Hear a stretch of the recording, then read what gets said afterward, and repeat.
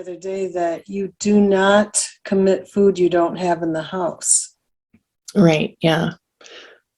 So it's not like, oh, I'll put this on my shopping list. Yeah, no. I mean, I live about 15 miles away from a grocery store, so I, you know, if I don't have, something, I don't put it on my food plan. Occasionally during the day, if I don't like, it's not a big deal to me to eat, you know, uh, instead of, switch out if I have 4 ounces of fish or 4 ounces of chicken, I'll switch that out if I have the pre-cooked food in the But when refrigerator. you make your plan, this is in the house. If Yep. something happens that you have fish instead of the chicken you planned, you know that you have something. Yep. The other day, we talked a little bit about facing a bowl of nuts. Yes. An experience that Yeah. you had. Can you talk about that? Well, I think that I know for me that this is going to be the way I eat for the rest of my life. But I also know that I'm never going to be completely free. And I was telling Noreen that I was making dinner, and my husband had put out a bowl of nuts for himself, and he went upstairs to answer the phone or do something. I don't remember it, but he'd left the bowl of nuts next to the sink where I was making dinner, and I just stared those nuts down. I mean, I just looked at those nuts for a very long time, and a part of me said, just eat a nut.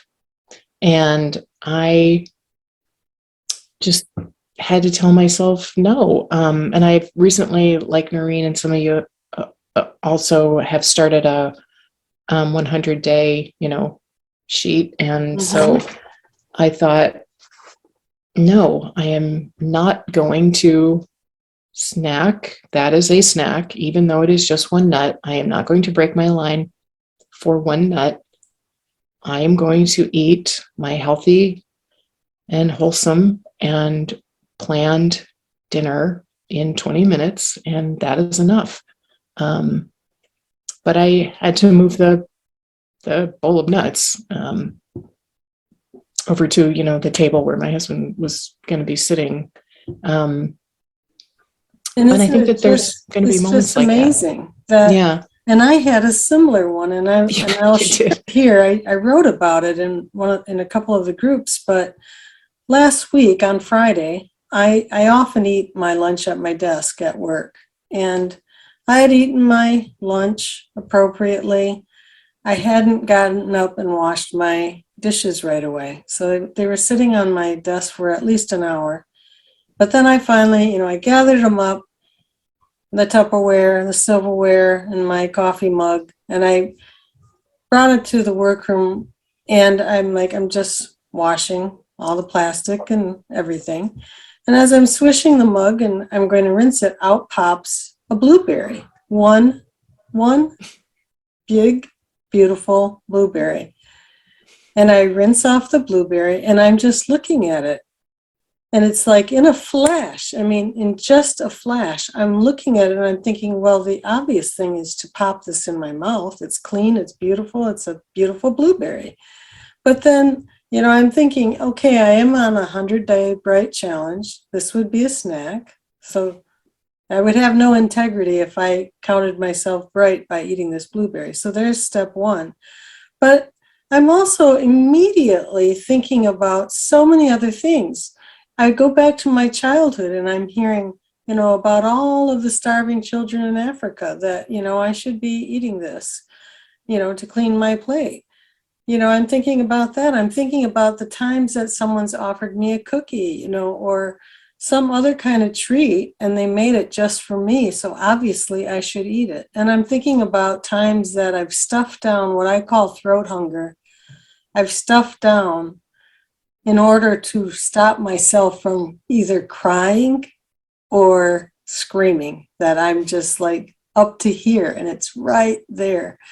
And I think all of this in just, like I said, a split second. and I take a couple steps over to the compost trash and I throw it out. Now, you would think I should feel proud of myself, but I didn't. I felt sad.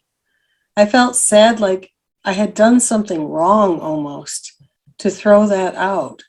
And you know what was really interesting? Last week I wrote about it, and for the most part, comments were just really like, oh, that's so great and stuff.